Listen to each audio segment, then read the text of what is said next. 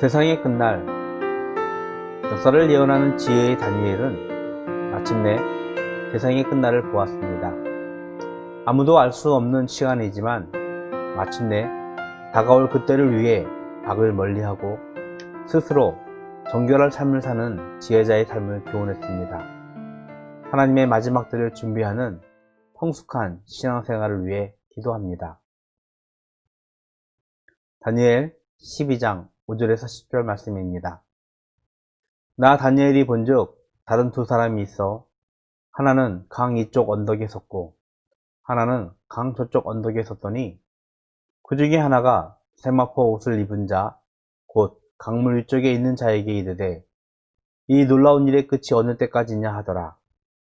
내가 들은즉 그 세마포 옷을 입고 강물 위쪽에 있는 자가 자기의 좌우손을 들어 하늘을 향하여 영원히 살아계시는 이를 가리켜 맹세하여 이르되 반드시 한때, 두때, 반때를 지나서 성도의 권세가 다 깨지기까지이니 그렇게 되면 이 모든 일이 다 끝나리라 하더라.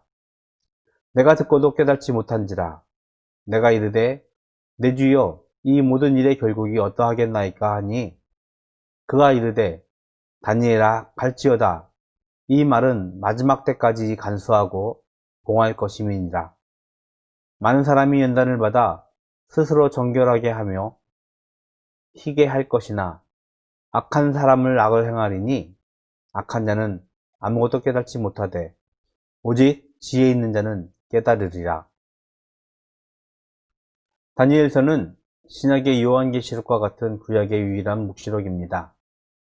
미래의 환상을 보면서 하나님 나라와 그의 통치하심을 예언한 하나님의 말씀입니다. 왕의 꿈을 통해서 역사를 예언했던 다니엘은 하나님의 나라와 통치하심을 환상으로 보았습니다.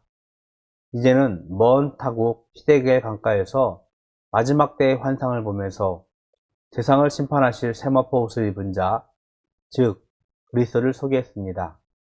다니엘이 본 세마포 옷을 입은 자는 마지막 때의 끝의 모든 결정이 하늘에 계신 영원히 살아계신 하나님에게 있음을 가르쳤습니다. 여러 왕국들의 역사를 예언했던 다니엘도 마지막 때의 시간을 예언할 수 없는 한계가 있었습니다. 이 고난은 하나님께 있기 때문입니다. 예수님도 마지막 때의 그날과 그때를 묻던 제자들에게 하나님 아버지만 알고 있다고 말씀하셨습니다.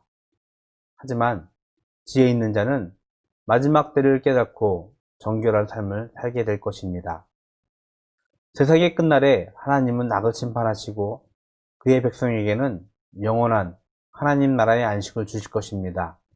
그런데 오직 지혜 있는 자만이 마지막 때를 준비하고 악을 멀리하며 정결한 삶을 살 것입니다. 하나님의 마지막 때를 예정하는 것은 불가능합니다.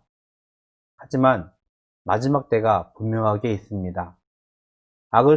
악의 심판을 두려워하는 것이 아니라 하나님이 주신 영원한 안식을 소망하는 정직하고 정결한 성도의 삶을 기도합니다.